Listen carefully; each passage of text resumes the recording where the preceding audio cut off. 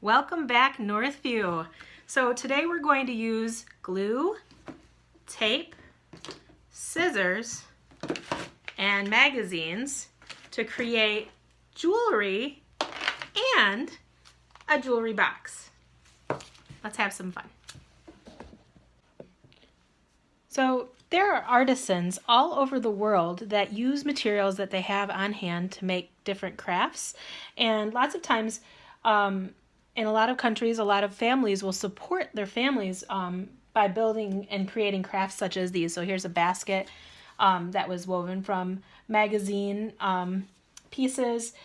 Here's a piece that was made from the inside of some telephone wire, which comes in lots of different colors and woven together to support different communities. I think this one supported, I see the tag, it says, it doesn't say where it's from, but they support different places around the world and lots of different organizations. Here are some earrings that I purchased. These actually help support water in Uganda, I believe.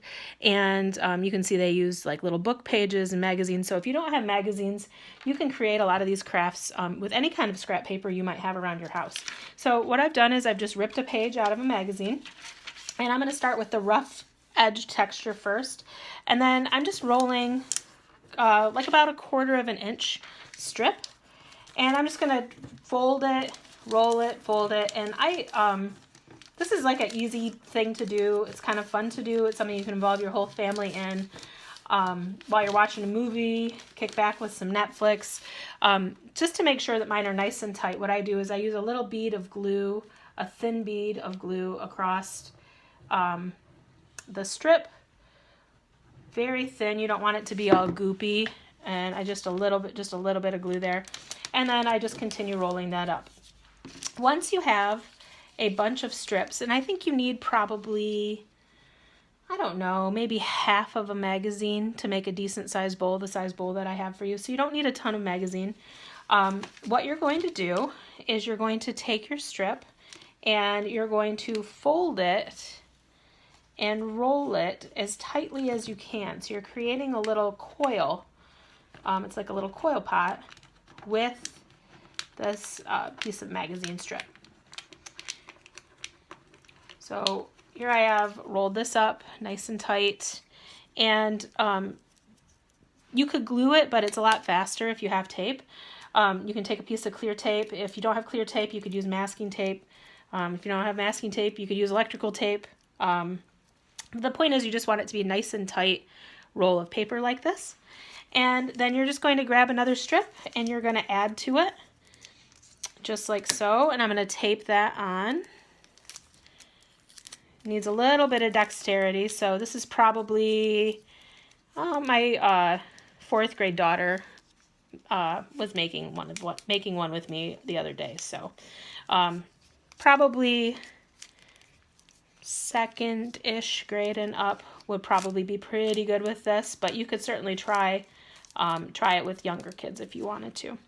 So you could, if you wanted to save time and save tape, you could tape one to the next one rather than taping it twice. It cuts down on the bulkiness of the tape appearance too. And you're just going to keep on winding. You know, it's kind of meditative, it's sort of calming. And once you get to a size that you like so, what you're going to do is you're going to take it and you're going to kind of figure out where you want the bottom to be. And it's kind of like using a pottery wheel. You're going to kind of pull, and pull up the sides so that you get the shape that you want.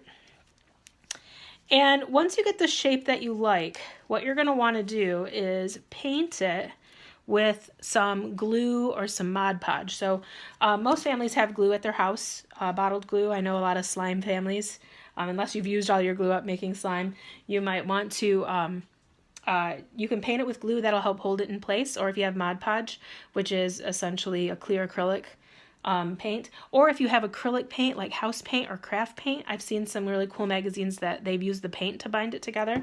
So once you get the shape that you want, you paint it on. And you get that really nice form, and it will hold that form. And you want to make sure it's even. But then my daughter, my 4th grade daughter, She made another one, and then she just pulled up the center and made it like a little knob here. And we haven't glued these yet, but we're going to. And so now I've got a nice little lidded box that she can put on her desk and keep her little things in. So here's another thing that you can do. So this is a necklace that I purchased. It also helps support women in Uganda with financial resources.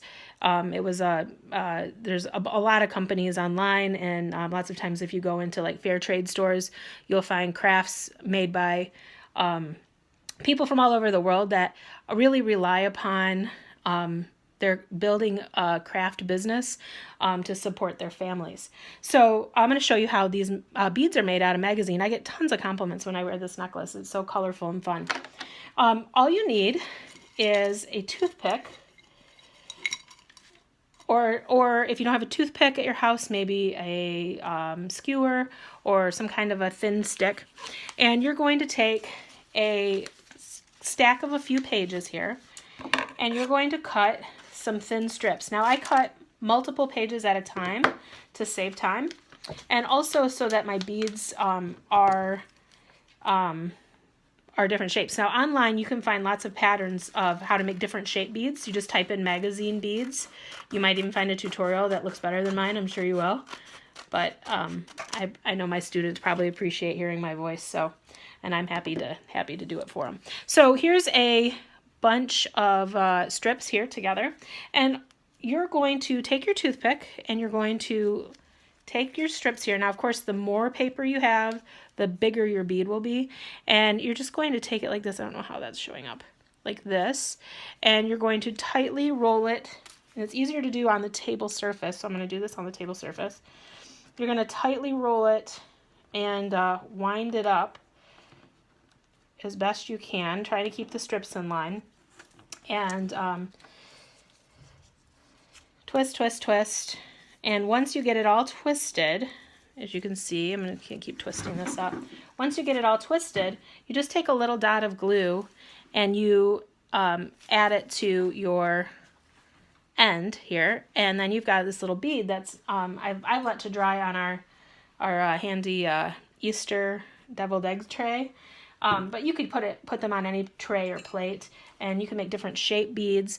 And then once they've dried, you can paint them with just glue, or again, if you wanted to use acrylic or clear or Mod Podge.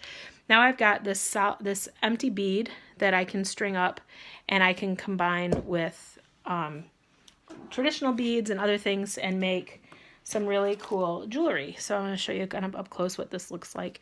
You can see the clasp here is made out of a bead itself, and then they just use some little seed beads to make a loop to hook it around. So there's kind of a neat way to attach it. And then up close here are some earrings that you can see that are made out of little beads that are made out of paper, and it's really fun, and it's good for the environment. It's a great project for Earth Day, great project for Mother's Day is coming up, a nice little surprise delivery on a neighbor's porch. It's just a nice thing to do, and so and fun. So get out there, Northview, make some art, and have way too much fun.